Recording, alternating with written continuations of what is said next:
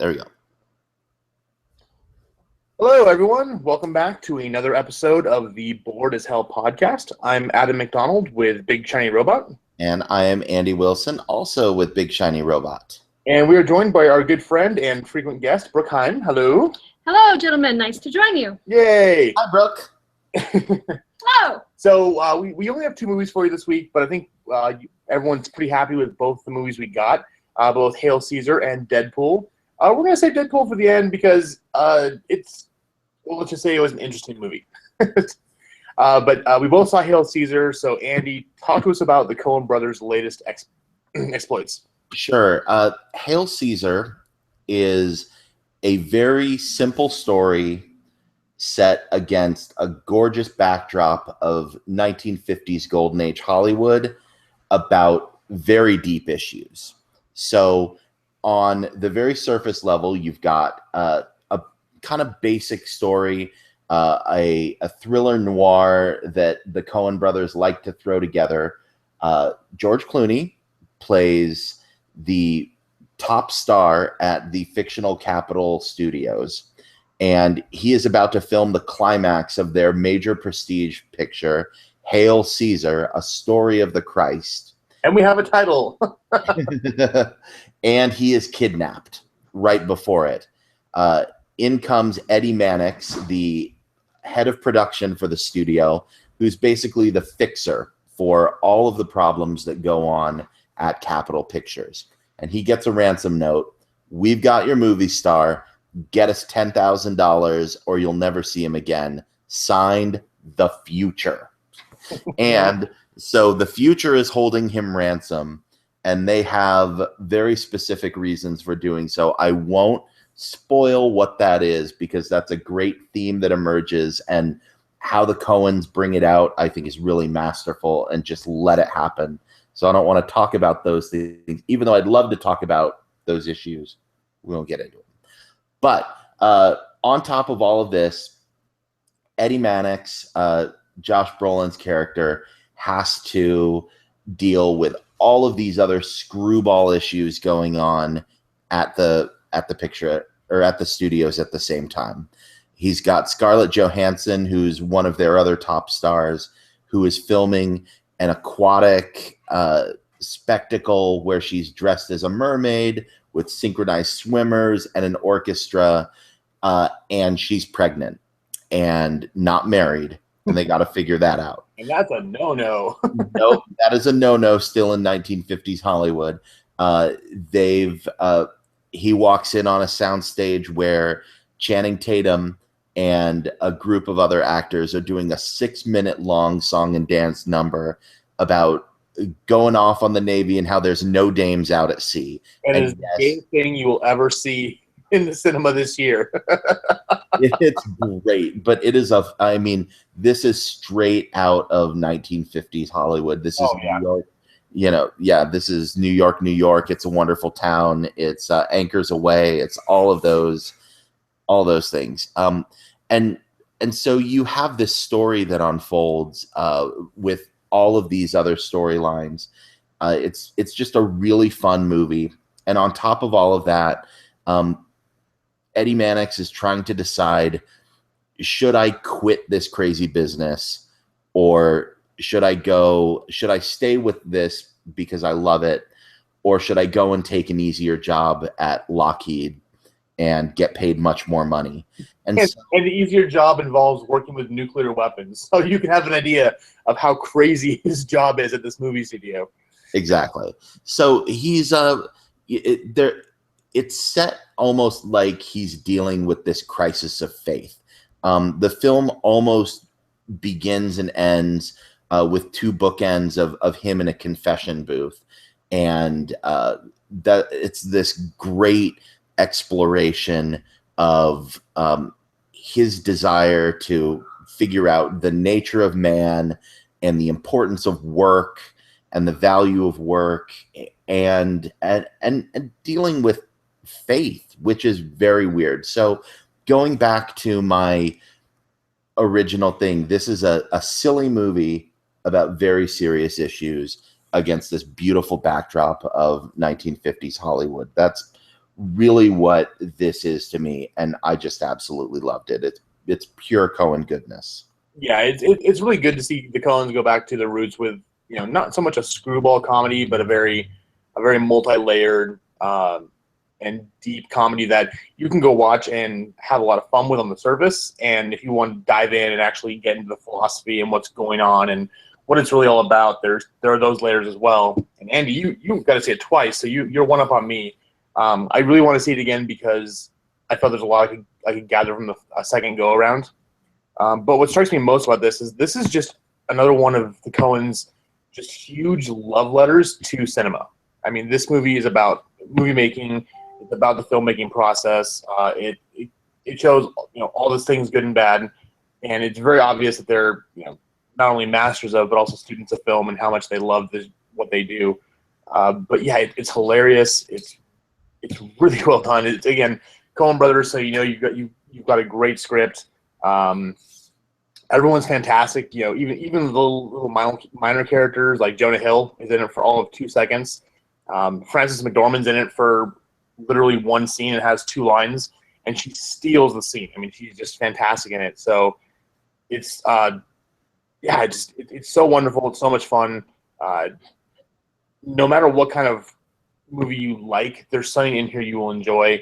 And yeah, I don't want to say more because there are some spoilers and we don't want to get into that. Stay off of IMDb, stay off of Wikipedia because it'll give it away. But just a fun movie, and I think we much like when we talk about Deadpool, sometimes you just need those movies that are just enjoyable and you can enjoy on any level you want. So what's cool with this is that you can take it to the level of an experience you want instead of having to. Well, I have to look between the lines for the subtext, or I can only enjoy this as a popcorn movie. It's kind of all in one. So, yeah, I loved it. I'm at a 9 right now. I mean, it wasn't perfect. It wasn't the Coens' best movie, but it's definitely one of the best of the year. Absolutely, it's not their best, but yeah, this is my favorite movie of the year so far, and that's a reason I've gone back to see it twice. And why I want to go back and see it again. There's a lot in this film delving into the more philosophical pieces that I just can't get enough of. And the more I talk about it with people who've seen it, the more fun I have with it. So it's really great. Can't wait to see it again. I'm at a 9.5 out of 10. So not perfect, but pretty darn close. Oh, and one thing I should say is, as much as this film bills George Clooney as kind of the top of the cast, he is in it quite a bit, and you get a lot of great Clooney bits, but he is not the main star. And so don't expect I was expecting way more Clooney. You get a lot of Clooney, and it's great. But and some of the best moments too. He gets several of the best moments. My favorite scene is him with the 2 finger sandwiches. I loved that scene where he's yeah. Mine is towards the end with him and Josh Brolin, and we won't go to the conversation, but he's going off, and Brolin just gets up and starts bitch slapping him. And then the next scene, he's at a confession. Forgive me, Father, for I've sinned. I've slapped a celebrity today. Yeah, it's so great, and that scene is deep, and then what Clooney goes out and does right after. He has to go film that climactic scene, and Josh Brolin, it's like he's channeling the Larry Sanders Show, and he's like, "You go out there and be a star." It's great. In the very end, the most climactic moment of that scene that Clooney's doing, he's like, and then line. It's a great film. It's a lot of fun. No matter if you're a art house film snob or you're just someone who likes to go to the movies to have fun, this is a movie you'll enjoy. One more thing, and this is true also of Deadpool. Make sure you stay through the credits. There's one little joke you got to read at the end. Actually, in the credits you have to read, but it had us howling. So It's right in the same area where they're like, no animals were harmed in here. We didn't receive any money from the tobacco companies for the use of tobacco in this movie. And then there's one final thing. It's a great joke. And it's wonderful. So so go see it, go see the whole thing, and then go see it again. Yep. So speaking of movies we want to see again, I think we're all, for the most part, kind of annoyed that we have to wait another week to go see Deadpool again. Right? I wanted to go again yesterday. I was like, ah. After we got done with it, after the screening, I was telling everyone, if the rep said, if you stay here, you can go watch it again, I would have sat there for 2 more hours. But, Brooke, tell us about Deadpool. What's this crazy Merc with a mouth all about?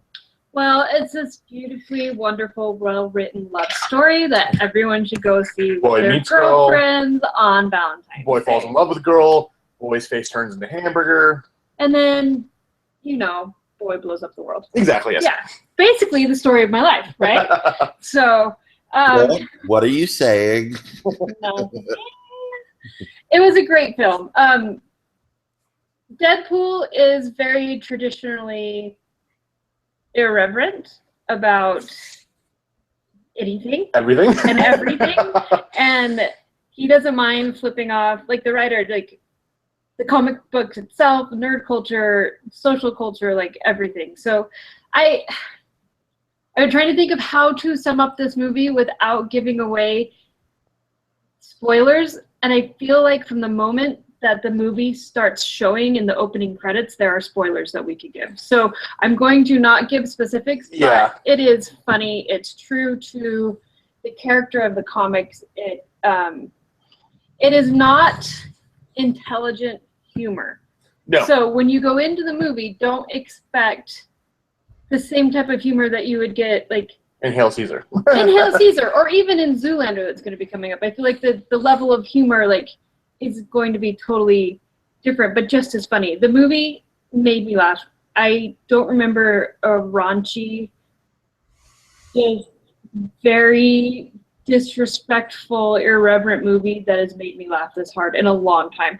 Because I think most humor nowadays is very tried and unoriginal, and for like sitcoms and things at those levels. So I don't even watch them. I don't find them entertaining. But the way that they did this one, the no holds bar on any topic across the board, I'm so proud of you. Extremely like irreverent humor. Like, it was just funny, and you don't have to think about it, and it doesn't have to be intellectual, and it's just entertaining. It is not for children. No, this movie caters to the 13-year-old in all of us. However, no 13-year-old in the world should go see this movie. I think that, like, if you're expecting an X-Men movie, you will be disappointed. What? There's only 2 of you. Like, couldn't they afford any more? Yeah, it's not your traditional X-Men movie, but I enjoyed it. I enjoyed the hell out of it. I thought it was pretty. It ends on a good note. There are a lot of emotions and feelings in it mixed in with humor. Don't be expecting like a huge plot, but they do go into the backstory and like the origin story and things. Like, I just feel like they did a really good job of keeping it light and funny, and for me, it was exactly what I needed. No, you said like, well, there isn't very deep humor in there. I agree, but I disagree. For the most part, it's definitely very childish. But I think Deadpool, like the movie, like the comics themselves, works best when it is very bitingly satirical. And that was the original point of Deadpool, was to make fun of Deathstroke in DC and Slade Wilson, hence Wade Wilson, and really send those up. That's why it's hilarious that Deadpool understands he's in a comic. He understands he's in a movie.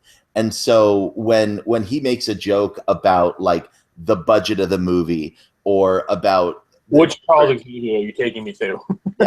which actor has played which part, and multiple references to Hugh Jackman. It's hilarious when they do that, and it's funny when he makes fun of the bad Deadpool appearance in X-Men Origins Wolverine, and he makes fun of Green Lantern. He makes fun of Ryan Reynolds. He makes fun of Rob Liefeld. There's no hold barred in this, making fun of everyone. And that's where I think that this movie is at its absolute best. And for my taste, there wasn't enough of that. That's what I wanted to see, like a full-blown satire of the entire genre. And I feel like we got that about half and half. And then the other half the time, it decided to completely cross that line between satire and glorification.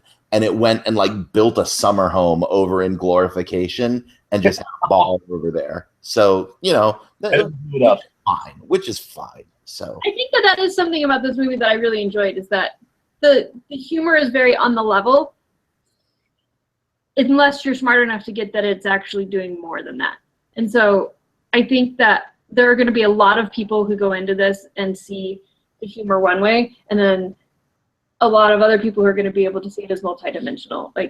It's not just funny sex jokes and masturbation and blowing things up and it's a lot of that. And talking to the camera and like giving a big F you to the world. But in doing so, they are actually making fun of the people who are only going to get that level of humor.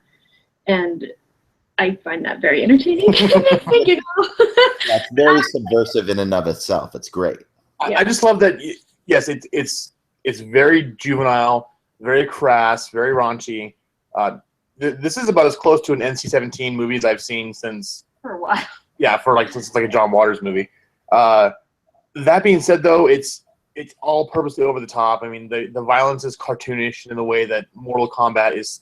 I mean, I think the newest Mortal Kombat is actually a bit more graphic than this movie was.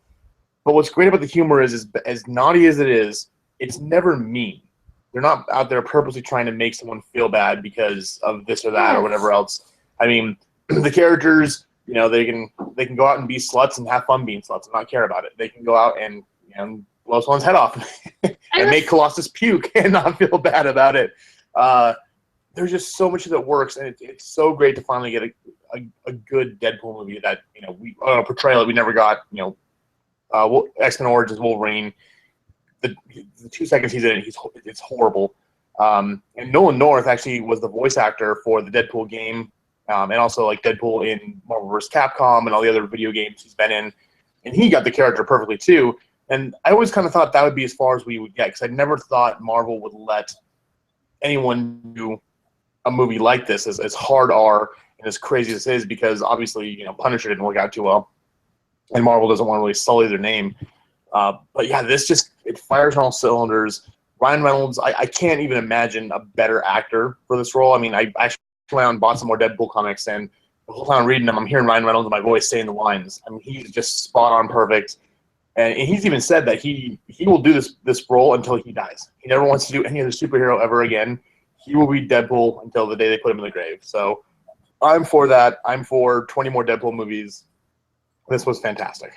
I will say that I traditionally, and you guys know this about me, I have a really hard time with violence in movies. I can't watch it. It makes me uncomfortable. My dreams are way worse than anything I'll see on screen, so I don't like to add to that problem. And it didn't bother me in this movie. Like, some of it I watched with my eyes wide open, like looking straight at the screen. I didn't even like look away. I was feeling pretty proud of myself. And then there are other moments, like when he's doing the and I was just like, okay, I could see that is going to come because they froze it. So thank you for freezing that. And I can now watch the next 20 minutes of this film like this and just checking with my hands over my eyes. But it wasn't violent. It wasn't angry. Like, I don't know. The last little while I've been surrounded by a lot of It was joyful gore. Angst and anger. And I think that you can say F you to someone and be all angry and be like, yeah, F you. Like, there are different ways to do things. And while it was angry, it was jovial. And I enjoyed the hell out of that. Yeah. So, I mean, and that's the whole thing of, like, why this may not be appropriate for, like, a 13-year-old, while that speaks to, like, our inner sociopath, that we will be, like, crazy violent and have fun and gleeful while doing it. that's a bad thing, but What are you talking about? but we can laugh at that and understand that's the great thing about Deadpool is he's never malicious. And even though he's irreverent, even though he's violent, he's never like actually trying to hurt people. He's just being crazy, and he's either trying to get money or get revenge or just being crazy for crazy's sake. And so I think that is a kind of saving grace. But your normal 13-year-old probably doesn't see the demarcation between those things and probably just thinks, oh, it's hilarious that he did X, Y, and Z, so I'm going to go out and try and emulate that. Well, and I don't necessarily think that a child should be able to tell the difference in that yet. Yeah. I think but everyone is at their own different place. It's just. Yep. Yeah, I mean, and again, I don't have kids. I will most likely never have kids, so I really can't weigh in on the conversation too much. But I would say that if I was a parent, I would maybe if my kids were 15, 16, I'd take them to see it. But this is about as hard R as it gets. It has no problem wearing that on its sleeve and very proudly saying that this is the movie that all the kids are going to want to sneak into. So yeah, if you have kids and you're listening, get a sitter. I mean, don't take them. If you know your kids really, really well and they're underage, possibly take them. But just so you know, this has got full frontal of both sexes. It's got obviously tons of blood and gore. I didn't notice the Ryan Reynolds full frontal scene, but apparently when he's burning alive, he's very well endowed. Can I just say that is something that I really did like about this movie from a feminist point? It was so equally balanced. The women were just as big of badasses. His girlfriend Vanessa was just as sexy as he was. They were both just delicious. And they had, besides the fact that he's the main character, in their scenes together, they had equal screen time and equal...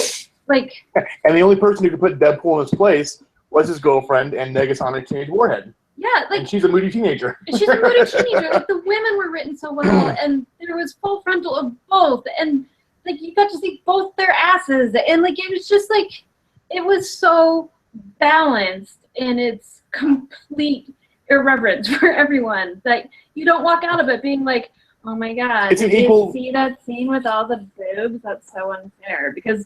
I've seen, Ryan Reynolds, let's go again. Yeah, walked around with a shirt off half the movie. So it's incredibly naughty. It's juvenile. It's crass, like I said before. But I absolutely loved it. Please don't take your kids. But go see this movie as much as possible. I mean, it's tracking to do I think $55 million just on pre-sales. And I just found out from Eddie that we need to go see it again because they are now filming a second after credit scene that wasn't in the press screening. So, Done. I'm already going to go see it again, but now there's more reason to go see it. This is legitimately my Valentine's Day plan. Yes, this movie needs to do well for the simple fact that we need to show Marvel and DC and pretty much the whole comics universe that an R-rated comics movie can both be good and well received. And yeah, I mean, we got Kingsman last year, which Kingsman kind of surprised all of us. For me, this is almost. Seen that. Oh, shame! No. Shame! I was afraid of the violence. Yeah, it's worse. It's worse than Deadpool. But yeah, this movie came out of nowhere and really surprised me. I was excited for it. I've been a fan of the character. Big Shiny Robot. We actually were one of the first to actually put the leaked footage online when it first came out, and we got a cease and desist. Thanks, Fox. But yeah, I went in a little worried. I mean, the marketing was great. I didn't know what to expect. Marketing is brilliant. Yeah, marketing is brilliant. But this delivers on all cylinders. I did lie in my Big Shiny Robot review. I am going to go with a 10 on this because I absolutely love it. Wow, I'm not quite there. I really liked it. I'm at a 7.5 out of 10. Definitely go see this movie. It's well worth your time, and for the same reason, to show that we can have good adult things, and that's okay. And it doesn't have to be for everyone. I would have liked to have seen more satire. I would have liked to have seen more Colossus and seen him developed a bit more as a character. Oh, but he was great though. We finally got Colossus more than 2 minutes, and more than just his being a guy with his shirt off. He actually played a big part and was every time he was on screen, he stole the scene. He's one of my favorites though from way back when. So, like my X-Men was my original comic book, and Colossus, Wolverine, and Nightcrawler were my 3 favorite characters. So I have a real soft spot for him. He kind of was like a stick in the mud in this, and he needed to be, and I get that. I would have liked to have seen a little bit more of a few more layers of him besides like him just chiding Deadpool and like trying to be the moral center and like teaching Deadpool like here's how you be a superhero. But it was overall pretty good. I just would have liked a little bit more. So that's really where I'm at overall with this. Is I'm very happy with it. I think it's great. I just would have liked a little bit more satire, more development of a few characters. But if you go in and just have fun with it, you're going to have a great time. 7.5. Brooke, where you at? Yeah, I'm gonna give it a 9 out of 10. Like I enjoyed it. I thought it was amazing. The only comics that I really had exposure to growing up were the ones that my brother read. Like, it's just where I got my exposure. And he, like, if I had a son, I would probably name him Logan, just because, like, yeah. And I really enjoyed the movie. I think that it took a spin on it. It has a hero who isn't asking to be a hero, but is still very motivated for his reasons to do things that matter. And I enjoyed it from the feminist point. Like, well done. Thank you again. What an awesome effing year we're having for feminists. Like, just everything. Just thank you. And I give 9 out of 10. Solid.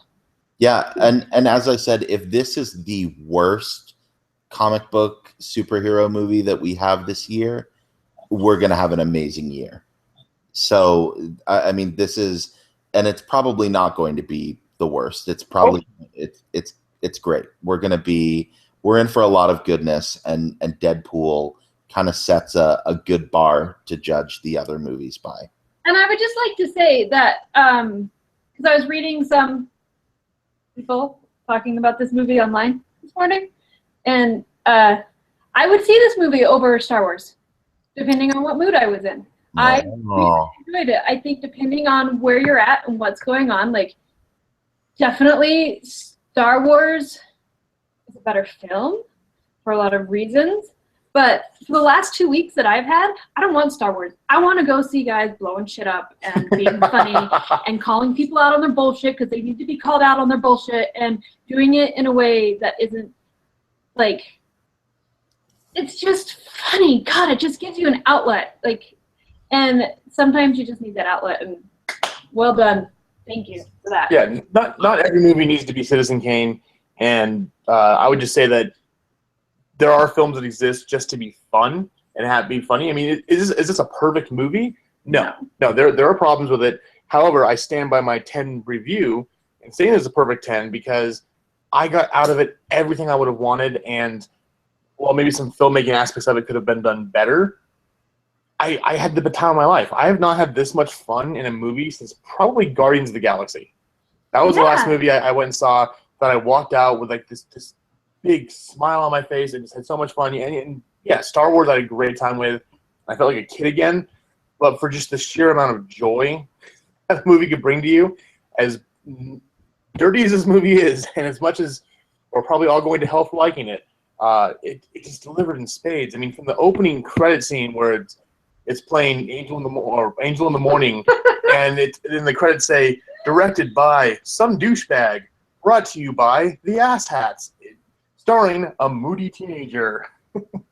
It nails the character perfectly, and it just delivers just pure, unadulterated fun. I mean, yeah, it's just I know it's not like I'm gushing, but it was just so much fun. It's so amazing. I can't wait to go see it again, especially to see the after credit scene, the new one. Rush out, see it right now. Leave the kids at home. Please continue to gush. I think people should gush about this movie where if they really like it.